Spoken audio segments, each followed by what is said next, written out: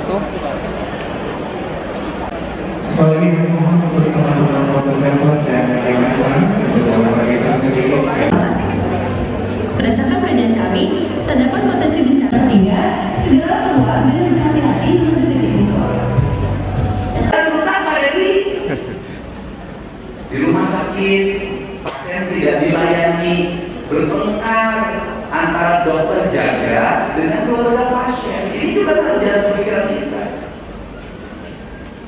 Keluarga pasien pengen dirawat, dokter jaga kalau dirawat nggak ada yang bayar. Karena boleh dirawat menurut BPJS kalau suhu badannya 40 derajat. Kan ini problem yang harus diselesaikan. Ujungnya dari seluruh rakyat siapa sih? Dokter korban. Pemerintah telah bayar ke rumah sakit, dokter yang korban. Nah, karena dokter menjadi korban, jadi dokter itu apa yang menjadi kesulitan zaman ini sih? Jadi dokter apa? Dokter spesialis paham. Kenapa mahal? Kita harus mengakui bahwa terjadi pergeseran nilai dalam dunia kedokteran kita. Beda dengan zaman dulu. Zaman serba pengabdian. Jadi zaman dulu, zaman serba pengabdian. Kalau zaman sekarang, zaman segala perhitungan. Semua dihitung berdasarkan profesionalisme. Karena semua dihitung berdasarkan profesionalisme, ya bagi kita gubernur gampang ngomong ke dokter, tingkatkan profesionalisme yang ikhlas. Karena kita orangnya udah gede, temukan universitas negeri bisa selesai dengan baik. Itu zaman dulu. Sekarang pinter aja nggak cukup kalau orang tuanya tidak punya kemampuan ekonomi yang cukup. Bodoh dikit boleh, hari ini asal punya duit. Itu kan ini fakta, Nah, berangkat dari fakta ini, maka kita masuk ke sebuah materialisme dunia kesehatan. Kalau materialisme dunia kesehatan masuk, maka pikiran kita untuk mensehatkan masyarakat akan jauh panggang dari api. Kenapa? Karena dunia kesehatan adalah dunia bisnis.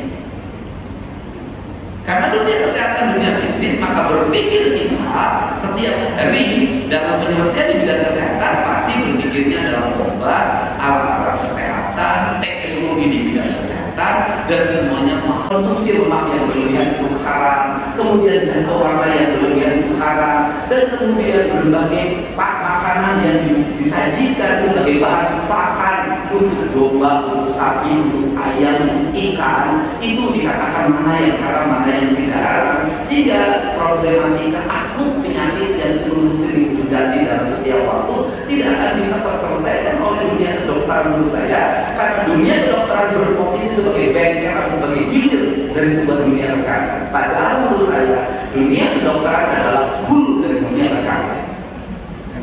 Kalau dunia kedokteran hulu dari dunia kesehatan, maka seluruh pembangunan yang dilakukan di Jawa Barat harus mendapat rekomendasi dari dinas kesehatan. Bangunan ini sehat atau tidak, jarak kita sehat atau tidak, transportasi udara kita sehat atau tidak, transportasi darat sehat atau tidak. Problematika selesai. Indonesia itu selalu ribut di hilir, tidak pernah menyelesaikan masalah di hulu. Padahal problemnya adalah dengan baik di rumah sakit pemerintah di seluruh provinsi Jawa Barat. Dengan satu perjanjian setelah lulus harus mengabdi tempat asalnya, perjanjian, dan kemudian kalau melanggar ada denda yang harus dibayar. Nah, ini yang dilakukan. Kenapa?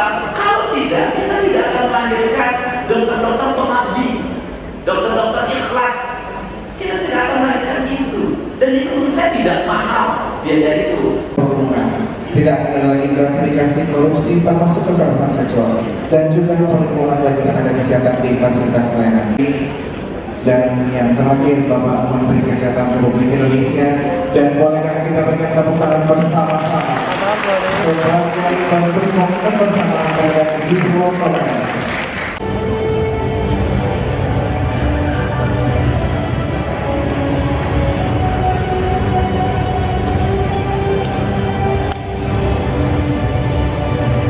seleksi kedokteran sama dengan seleksi ketika masuk akademi kepolisian, akademi angkatan darat, angkatan laut, angkatan udara. Jadi sangat berbeda karena dia itu memiliki peran dan fungsi berhubungan dengan layanan dan nyawa manusia. Keputusan-keputusannya itu menentukan hidup dan matinya manusia. Jadi tidak boleh lagi rekrutmen calon mahasiswa itu hanya didasarkan pada kemampuan ekonomi orang tua. Kan itu yang pertama. Yang keduanya bahwa sudah semestinya pemerintah itu mengangkat dokter-dokter yang sudah jelas memiliki kualifikasi pengabdian yang sangat baik bagi negara. Dia tugas di daerah terpencil, dia tugas di puskesmas, ulama, tugas di rumah sakit. Dia yang masuk dokter spesialis dan kemudian dibiayai oleh pemerintah. Dan kemudian kalau harapan saya selama menjadi dokter spesialis itu dia tetap bertugas menjalankan waktu sebagai dokter. Kan sama dengan kita S2. Kita S2 kan tidak meninggalkan sebagai dokter, itu sudah bagian dari upaya menyelesaikan program spesialisasi. Karena manusia itu kan bukan pada hanya sekolah akademiknya, tapi yang diperlukan itu pengalaman dalam bekerjanya. Nah ini yang kemudian yang ketiga juga kita harus mulai menyadari bahwa penyelesaian problem kesehatan itu bukan hanya dengan obat, bukan hanya dengan peningkatan teknologi atau sains di bidang kedokteran, bukan hanya itu, tetapi juga cakupan dalam upaya melakukan pencegahan. Maka ilmu kesehatan itu ilmu hulu bukan ilmu hilir. Karena ilmu hulu, maka berbagai problem penyakit itu harus tercegah sejak dini melalui rekomendasi kesehatan terhadap masyarakat. Selama ini kan memahami kesehatan menjadi memahami puskesmas.